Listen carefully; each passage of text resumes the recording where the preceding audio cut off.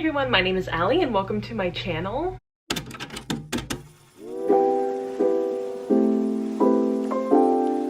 So today I'm going to be doing my last half of my October wrap-up. As you guys are probably aware, I did the first half of my October wrap-up in my Latina Heritage Month wrap-up. So thankfully we're kind of done after this point with like all the confusing chopping up of my wrap-up videos. But today I'm so excited to talk about the books that I read in October, and I apologize if the lighting is really weird. It's been raining today, and so the lighting is just kind of gonna go from like really bright to really dark. I can't really do anything about it. I film right in front of my windows.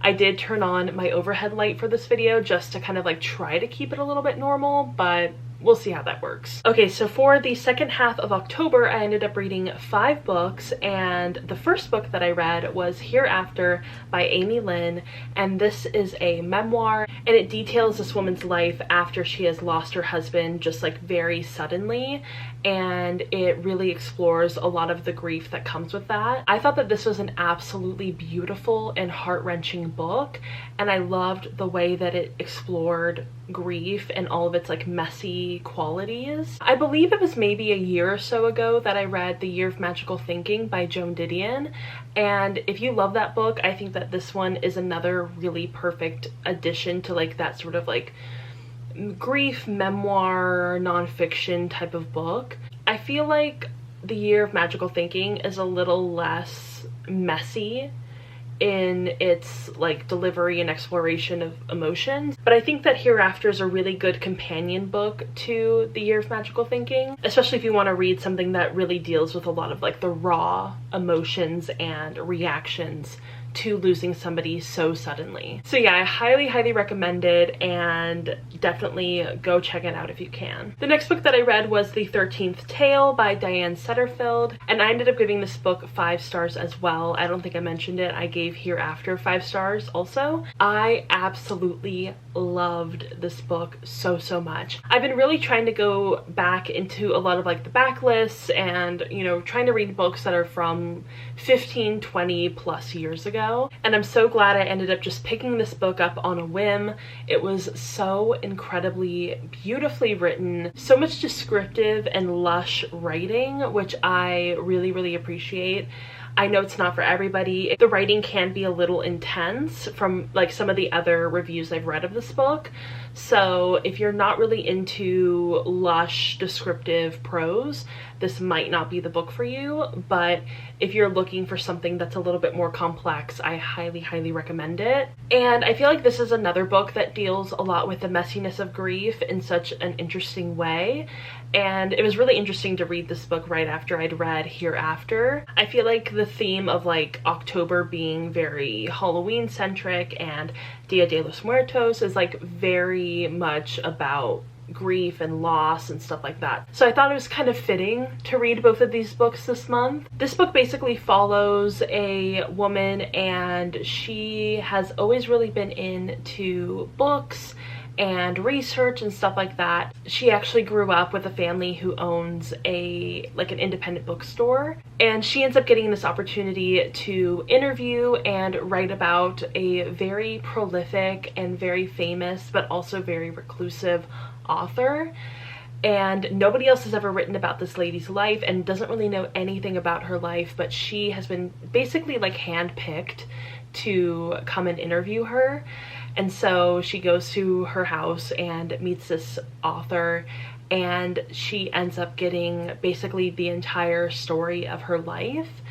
And it's really intriguing. It's very much like kind of like Gothic literature, so if you're into that, this might be a great book for you to pick up. There's just so many like secrets and twists and turns, and like the family dynamics in this book are just so intriguing and so rich. And you know me, I love family dynamics.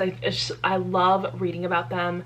I think that they're so interesting, and this one just had like so many layers, so it was really cool. And there were so many things that I just like was not expecting, so that made it really exciting. So yeah, I highly recommend picking up The 13th Tale. It is really good. I don't want to talk too much about about it because I don't want to spoil it.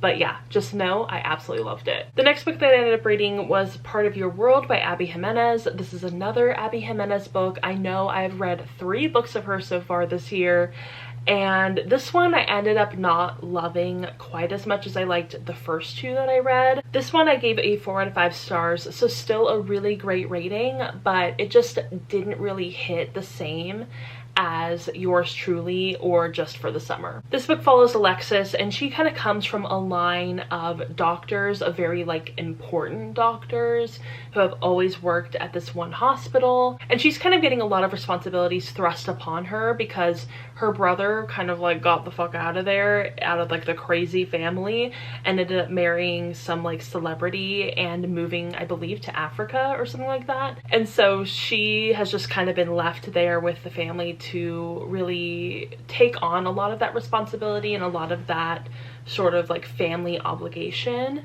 And she's also dealing with this really messy relationship that she is trying to get herself out of. She's experienced some emotional and verbal abuse, and so she's just like not having a very good time of it, and she ends up getting stuck in this like small town and getting saved, or like her car gets fixed by this really hot guy from this small town, and they end up hitting it off and becoming, you know, friends, and then a little bit more than that.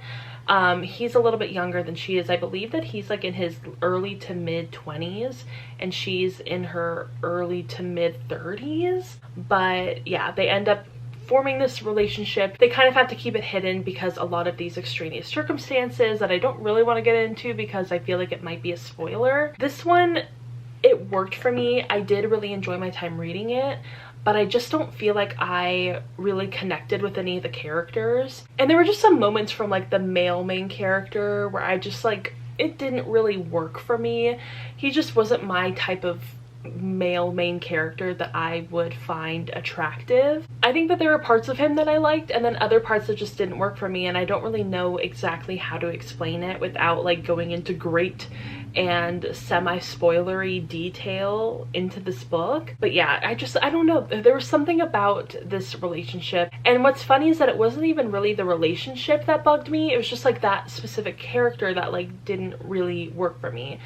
It could be because of his age. He felt a little bit immature at times, and there were some moments where I'm like, why are you doing this? Like, why are you inserting yourself here when it's very clear that you probably shouldn't be inserting yourself into this dynamic or into this, you know, into this situation? It's just like not your place. So like maybe let's chill and like reel it back in. But yeah, that could just be about his age. Maybe I just didn't really love the dynamic of the age gap here. Not that it was problematic or anything, like I'm not saying that. I'm just saying it just like did not work for me. But yeah, I mean, like it was a totally fine and solid romance book. Not my favorite from Abby Jimenez, but it wasn't the worst. So and I did really enjoy my time reading it, and I think, you know, if you want to pick it up, totally go ahead and do that. It just didn't really hit for me.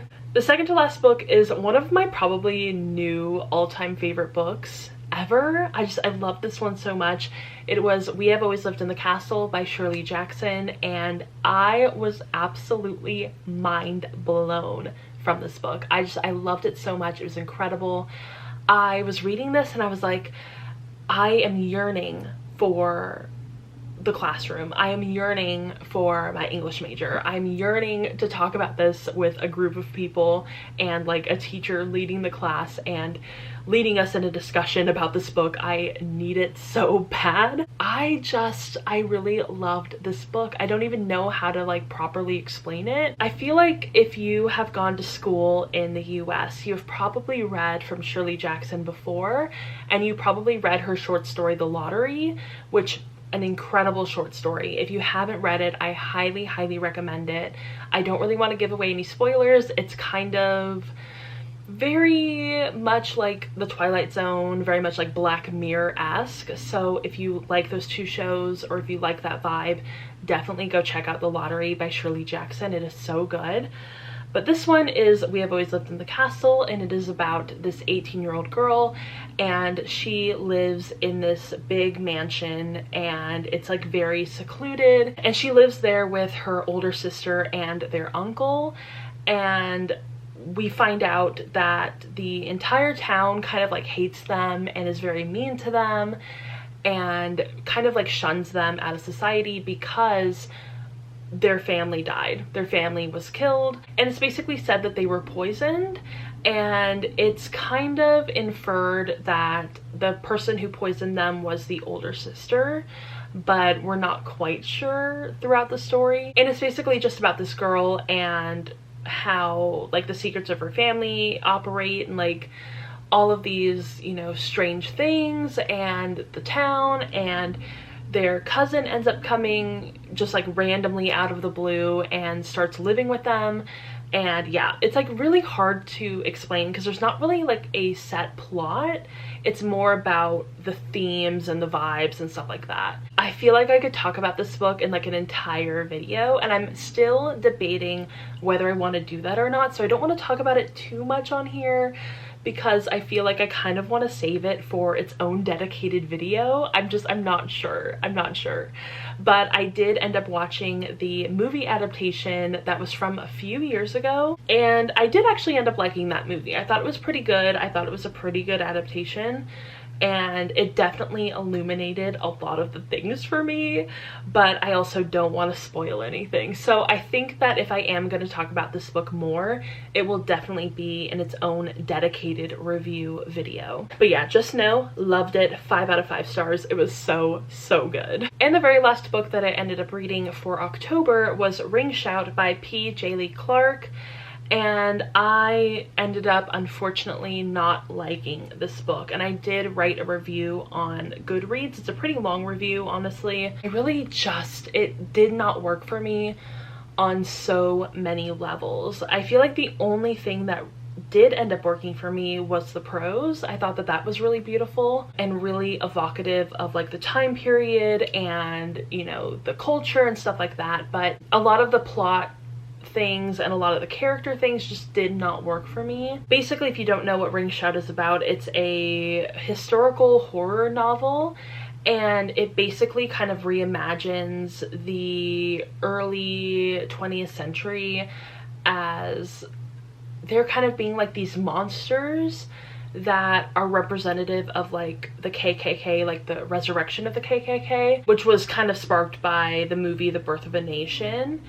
And so it is kind of like this reimagining of racism in the early 20th century. My problem was with the way that these monsters were characterized and how the magic kind of works in this book, is that like I felt like it focused too much on the magical elements and not necessarily on the racism. So a lot of the impact of that racism was kind of lost for me. And to me, it almost felt like this was characterizing racism as this monster that is just kind of like inescapable. You can't really help it. And that didn't really resonate with me. It didn't really rub me the right way. I don't know if that was the author's intention, and I think that it could be a really interesting thing to explore, but it being such a short novel, I believe it's under 200 pages, it just wasn't enough. It didn't have enough room to breathe, and it didn't have enough room to explore and question this sort of like idea. So I feel like if it had been a longer novel, it might have been a little bit more impactful. I was also really surprised by how tame this book was, because from so many of the reviews and so many of the ways that people frame this book, it feels like it's supposed to be a bit more intense or a bit more scary, and it's not. I was really surprised by that and a little bit disappointed. So that didn't work for me. It just didn't feel like it pushed the boundaries far enough. I wasn't scared. It didn't really scare me. But that could be because I did just recently watch Get Out, and I watched it for the first time. It was incredible. And so that movie was definitely scary. This book was not scary, just in comparison. So I don't know, maybe if I had never seen Get Out, it would be scary. but I feel like it just didn't have that good, you know, balance of horror and racism and mixing those two things together. So yeah, unfortunately this book for me was like the promise of a great premise with a very mediocre delivery. I'm not seeing what a lot of the other reviewers are seeing just on like a technical case. Yeah, it just didn't really work for me in terms of mechanics of the story, of the structure, of the length of the book, all that kind of stuff. Just super disappointed. All right, so that was my entire October wrap up. Let me know if you've read any of these books and your thoughts on them. Also, let me know if you read any great books in October. I definitely want to hear about them. And if you enjoyed this video, go ahead and give it a thumbs up and subscribe to my channel. Also, go ahead and follow me on Instagram, Twitter, Goodreads, Storygraph, TikTok. All the links are down below, and I will see you all in my next video. Bye!